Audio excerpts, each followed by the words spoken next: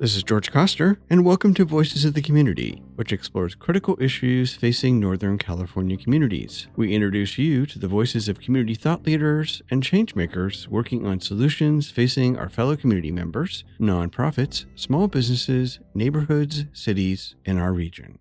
Hi, this is Isa Nakazawa, and we're here with Voices of the Community at the Arts for a Better Bay Area Summit 2023. Thank you so much for talking to us. Glad to be here, Isa. You don't need an introduction, but can you tell for the folks who don't know who you are and why you're here today? My name is Jonathan Moscone, and I am the Executive Director of the California Arts Council. And so I'm sort of here to provide what I know and see and hope for the future from a state perspective. But I come from the city, so my heart is here. Yeah, I just want to say congratulations. That was an incredible keynote, and thank you for speaking to us right after you got off stage. Oh. One of the things that I really was moved that you spoke about was just like the thriving creative economy, but also this idea of putting our artists to work. Can you say a little bit for folks who didn't get to attend, like what was so essential about that point in your keynote today around connecting artists and the idea of like putting them to work? Well, I think a lot of it is about what we would call the taxonomy or the classification of artists as super valuable and special and important, but not valued from from a language that is compared to a nurse or a teacher or someone who works in a grocery store, right? These are people who actually work, right? So we both need to change the narrative, right? And not just artists, but the people who actually support artists, cultural workers, and not just artists themselves, but culture bearers. And that's one thing. But more importantly, what we need to do is to develop the pathways for them to actually have more sustained employment than, say, a grant. Yeah.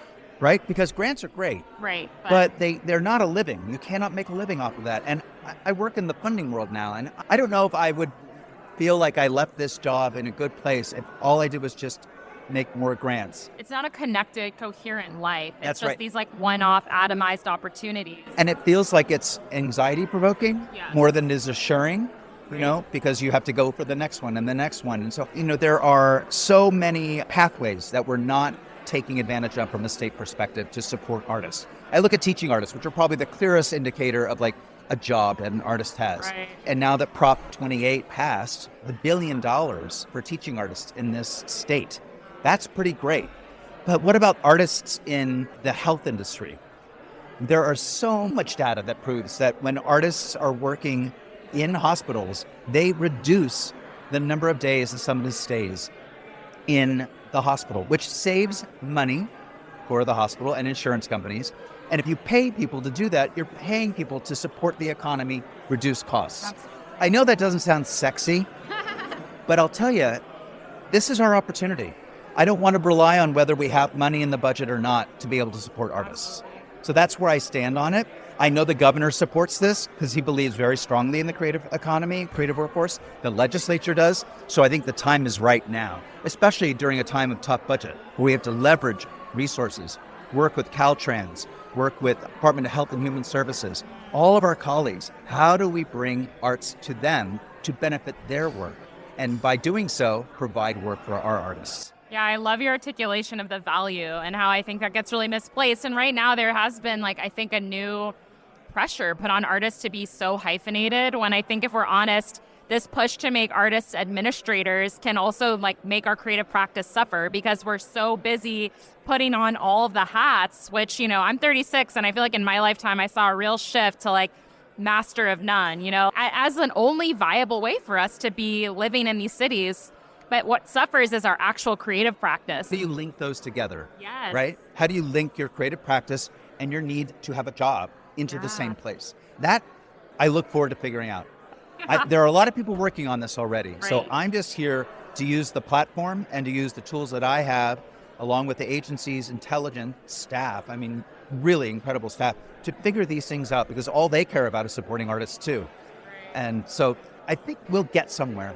I know we'll get somewhere if we just put our heads to it. I think so too. And one thing that a lot of the speakers spoke about tonight was this idea of the power of narrative, right? Which can go in different directions. The narrative of the doom loop or of San Francisco's dead, and us internalizing that is kind of an example of how narrative can be powerful, but also like harmful. It's totally. Yeah. What is like a narrative that you feel like strongly about right now that you feel like is more important than the narrative that you're seeing projected in the media about San Francisco, specifically in the arts? Yeah.